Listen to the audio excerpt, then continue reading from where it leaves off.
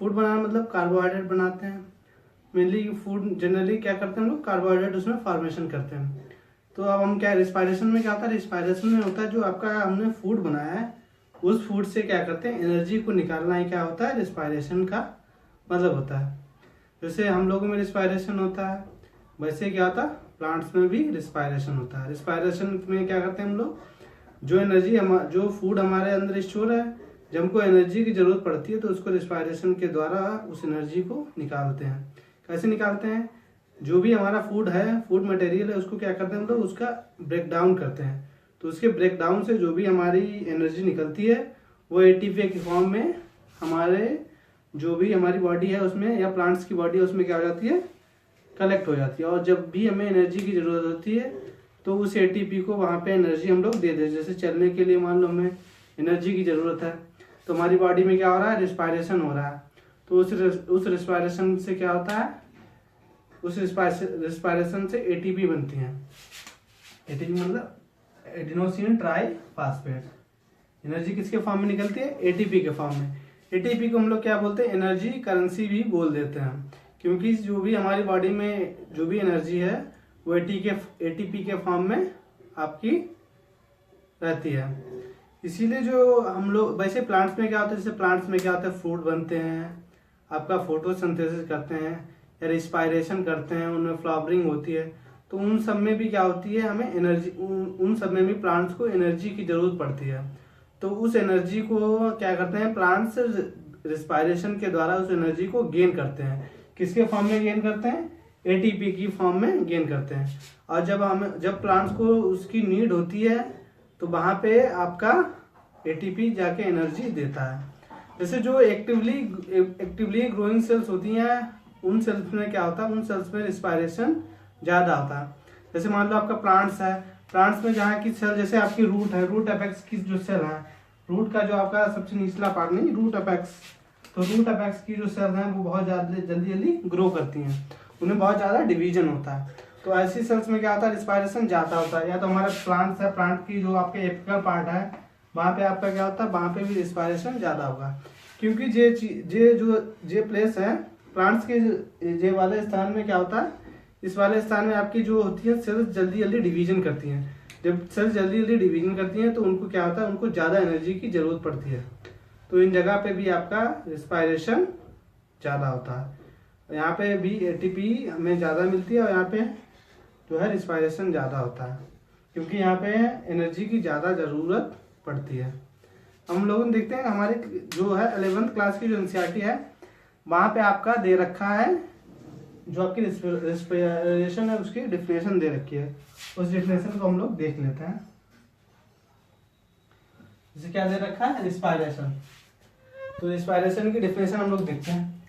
The breaking of carbon carbon bond of complex compound by oxidation within cell leading to release of energy.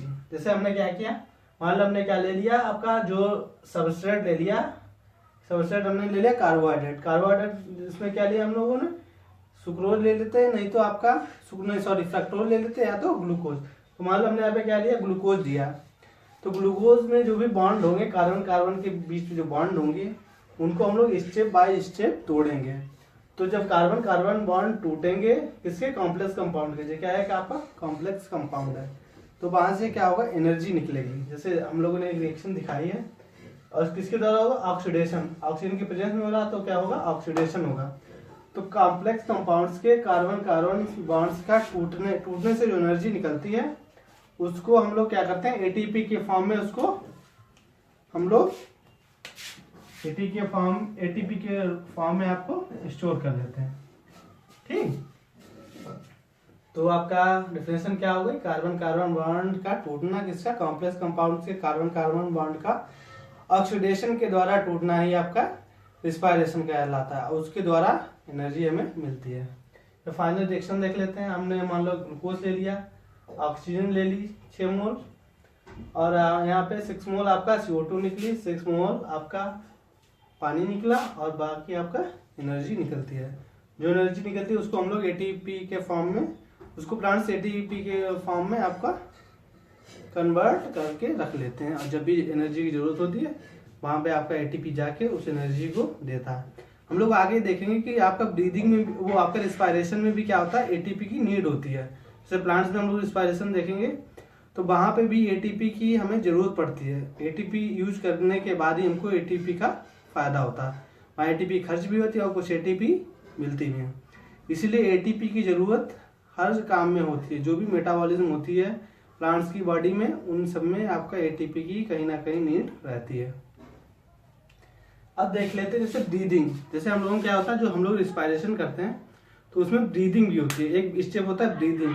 Breathing में क्या करते हैं, breathing में हम लोग करते हैं, ब्रीदिंग का मतलब क्या होता है, ऑक्सीजन का लेना और कार्बन डाइऑक्साइड का छोड़ना। गैसेस का जो एक्सचेंज है वही आपका क्या कहलाता है, कार्बन, वही आपका ब्रीदिंग कहलाता है। जैसे हम लोग क्या करते हैं, ब्रीदिंग में क्या लिया हम लोगों ने, ऑक्सीजन ली और उसका कार्बन डाइऑक्साइड को रिलीज कर दिया। तो ऑक्सीजन को लेना या कार्बन डाइऑक्साइड को रिलीज करना, या तो ऐसे भी कह सकते हैं कि गैसेस का एक्सचेंज क्या कहलाता है, ब्रीदिंग कहलाता है।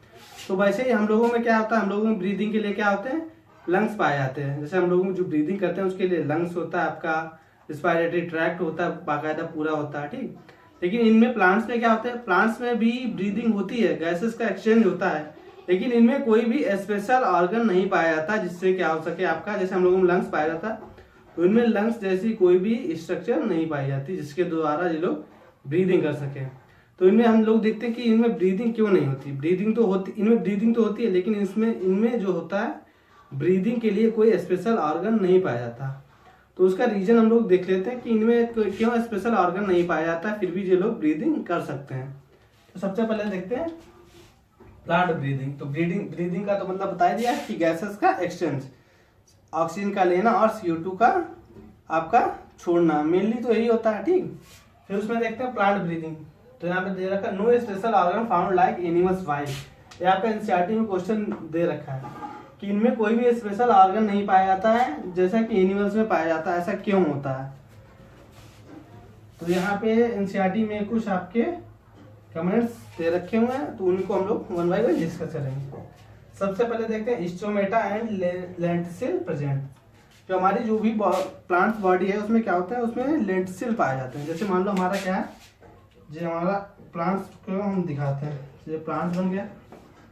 तो प्लांट्स का जो क्या स्टेम है, तो स्टेम में कुछ छोटे छोटे छेद रहते हैं, इन छेद को बोलते हैं आपका लेंटिसिल। लेंटिसिल के द्वारा क्या करते हैं प्लांट्स जो गैसेस का एक्सचेंज कर लेते हैं। लीफ में देखते हैं, मेनली लीफ में क्या होता है, लीफ वाले एरिया में मेनली क्या होता है आपका, लीफ की जो लोअर सरफेस है जनरली वहां पे क्या पाया जाता है, वहां पे स्टोमेटा पाए जाते हैं। ये स्टोमेटा क्या करते हैं, ये स्टोमेटा आपका रिस्पायरेशन में हेल्प करते हैं। रिस्पायरेशन के साथ साथ इनमें गैसेस का एक्सचेंज भी होता है। इसीलिए एक पहला पॉइंट क्या होगा, इनमें लेंटिसिल पाए जाते हैं। लेंटिसिल मेनली कहाँ पाए जाएंगे, आपके जो आपके हार्ड पार्ट होते हैं। जैसे हम मान लो प्लांट क्या हो गया आपका, मोटा प्लांट है, उसमें क्या पाए जाएंगे, उसमें आपके स्टेम में क्या पाए जाएंगे, छेद पाए जाएंगे।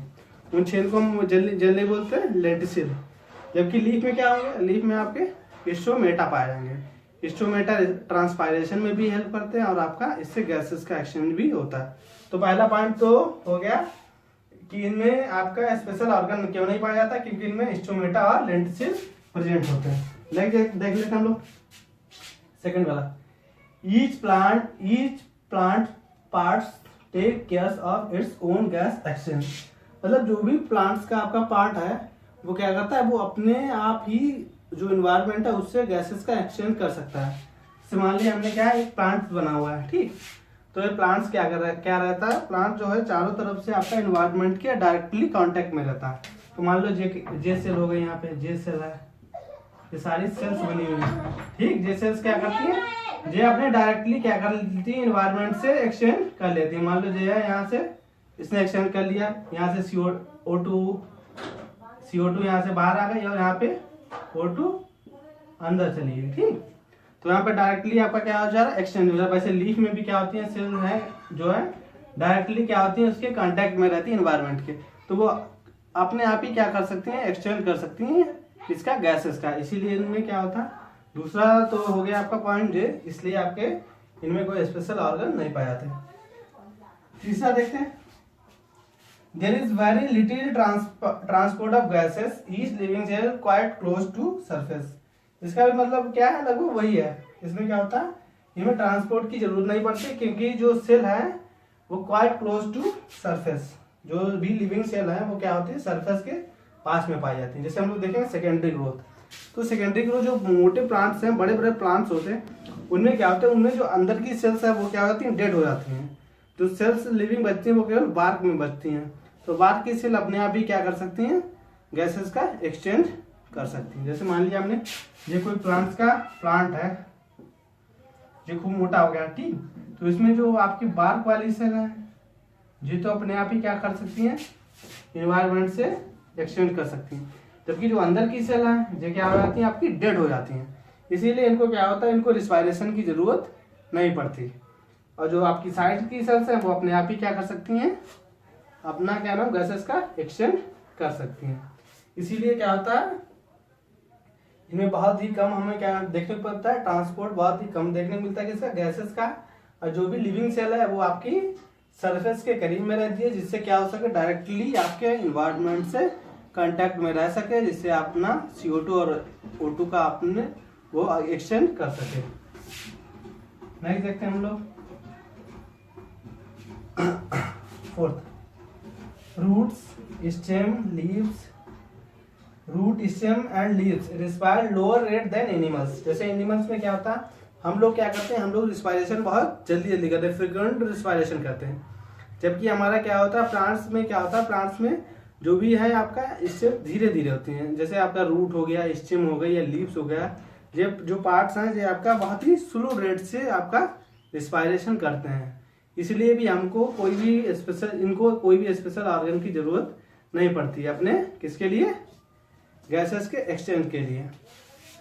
नेक्स्ट देख लेते हैं हम लोग 5, in photosynthesis O2 release so leaf is well adapted at day time. जैसे हम लोग फोटोसिंथेसिस देखते हैं, फोटोसिंथेसिस में क्या होता है, आपका CO2 प्लस H2O की हेल्प से और सनलाइट की प्रेजेंस में हम लोग क्या बनाते हैं, कार्बोहाइड्रेट बनाते हैं, ठीक। तो वहां पे क्या होता है, वहां पे आपका ऑक्सीजन लिबरेट होती है। जितने भी जो भी आपके प्लांट्स के पार्ट हैं, ग्रीन पार्ट्स क्या करते हैं, मेनली फोटोसिंथेसिस करते हैं। तो ग्रीन पार्ट्स में क्या होगा, ग्रीन पार्ट्स आपका प्लांट्स का कौन होता है, जनरली आपका लीव्स होती हैं।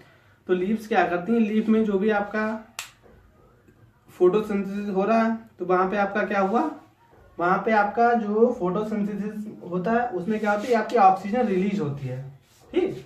तो जो ऑक्सीजन रिलीज होगी तो जो सेल है, जो आपकी लीफ की सेल है, वो अपना ऑक्सीजन उसी से डायरेक्टली फोटोसिंथेसिस से ले लेती है, उनको एनवायरनमेंट की जरूरत नहीं पड़ती। तो जो फोटोसिंथेसिस वो जनरली दिन के समय होता है। इसीलिए दिन के समय क्या होता है, लीफ को इन्वायरमेंट में ऑक्सीजन ना मिले फिर भी उसका काम चल सकता है। वही यहाँ पे पॉइंट दिया रखा, in photosynthesis O2 release so leaf is well adapted at day time.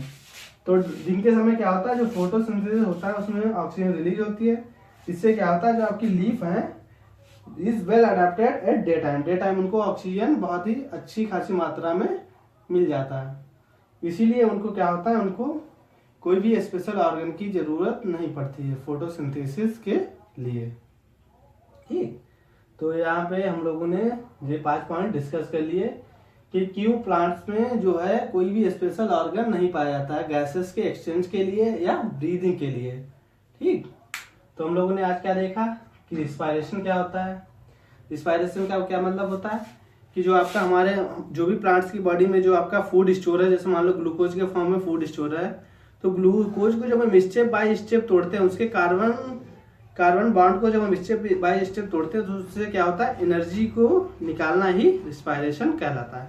Energy हमारा ATP के फॉर्म में बॉडी में आपका स्टोर हो जाती है। तो जहाँ पे जरूरत पड़ती है वही ATP जाके वहाँ पे एनर्जी प्रोवाइड करती है।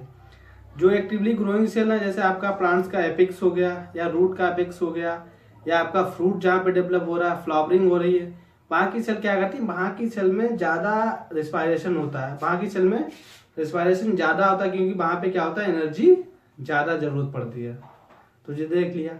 फिर क्या देखा हम लोगों ने, फाइनल रिएक्शन देखी किसकी, आपका रिस्पायरेशन की। फाइनली क्या होता है हमारा कि एक जनरली हम लोग क्या लेते हैं, जनरली जो हम आपको तोड़ते हैं वो क्या तोड़ते हैं, आपका कार्बोहाइड्रेट। लेकिन क्या होता है रिस्पायरेशन में आपका फैट भी यूज हो सकता है, कभी कभी प्रोटीन भी हो सकता है, इवन ऑर्गेनिक एसिड भी आपका, ऑर्गेनिक एसिड जो होते हैं जैसे मैलिक एसिड हो गया, सिट्रिक एसिड हो गया, कभी कभी ये भी आपका रिस्पायरेशन में पार्टिसिपेट करते हैं। जनरली क्या होगा, मेनली तो आपका कार्बोहाइड्रेट ही होता है, बाकी सारे भी आपका रिस्पायरेटरी सबस्ट्रेट के जैसा फंक्शन कर सकते हैं। रिस्पायरेटरी सबस्ट्रेट क्या होता है, रिस्पायरेटरी सबस्ट्रेट मतलब होता है कि ऐसा जिस भी सबस्ट्रेट का ऑक्सीडेशन हो रहा है वही क्या कहलाता है आपका रिस्पायरेटरी सबस्ट्रेट। जैसे यहाँ पे क्या हो रहा है, यहाँ पे ग्लूकोज है, ये क्या आपका ग्लूकोज है, ग्लूकोज क्या है कार्बोहाइड्रेट है, तो यहाँ पे कार्बोहाइड्रेट क्या होगा रिस्पायरेटरी सबस्ट्रेट। मान लो यहाँ पे हम क्या ले लेते, मान लो हमने यहाँ पे अगर प्रोटीन ले लिया होगा, ठीक, तो यहाँ पे प्रोटीन क्या हो जाता है, प्रोटीन हो जाता है आपका रिस्पायरेटरी सबस्ट्रेट। तो जिसका भी ऑक्सीडेशन होता है वही आपका रिस्पायरेटरी सबस्ट्रेट हो सकता है, वो आपका कार्बोहाइड्रेट हो सकता है, प्रोटीन हो सकती है, आपका फैट हो सकता है, या आपका कोई ऑर्गेनिक एसिड भी हो सकता है, ठीक। तो आपका कुछ भी हो सकता है, क्या कुछ भी आपका रिस्पायरेटरी सबस्ट्रेट हो, जैसे प्रोटीन हो सकती है, फैट हो सकता है, ऑर्गेनिक एसिड हो सकती है, और आपका कार्बोहाइड्रेट हो सकता है। ओके, अब हम लोग देखते हैं कि जो आपका